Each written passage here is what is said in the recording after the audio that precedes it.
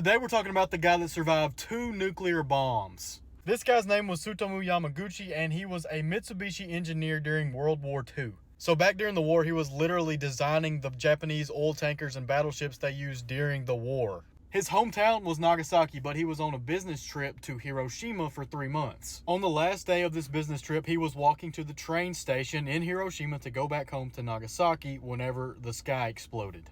He was actually walking away from the train station because he was walking back to the docks to get his ID card so that he could get on the train station, and that's whenever all this happened. Luckily enough for him, he was far enough away from the center of the city and the center of the explosion that he survived. He said that his eardrums were completely busted, he was temporarily blinded, he was burned on half of his body, but he was still alive. That night, after he laid there for a while, he crawled through the trenches of Hiroshima to an air raid shelter where he stayed the night.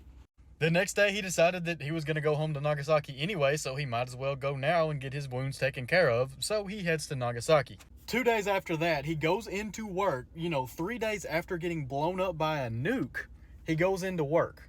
As he goes into work, he's sitting there telling his boss, quite literally, that this massive bomb exploded all of Hiroshima, and he's one of the only survivors that he knows of, and it happens again. His boss was not believing him at all that any of this happened, and then, this happens again, but to Nagasaki this time. Once again, this man was lucky. He was not in the center of the city. He was at his workplace, which was like the docks on the outskirts of town.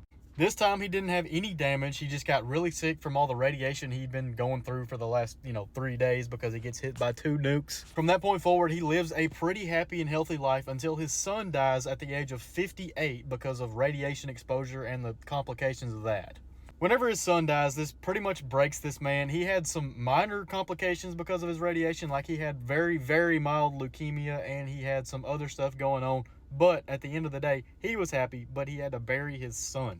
From that point forward, he becomes a prominent speaker in anti-nuclear campaigns because if anyone experienced it the way he did, he said they would never, ever be for the arming of nuclear weapons in countries. Of course, at this point, we know that there's no going back. The bad guys have nukes, so we have to have nukes. It's terrible. It is what it is. But all I'm saying is this man ended up living until he was 93 years old. He survived 2 different nukes. That's legendary. He's a legend.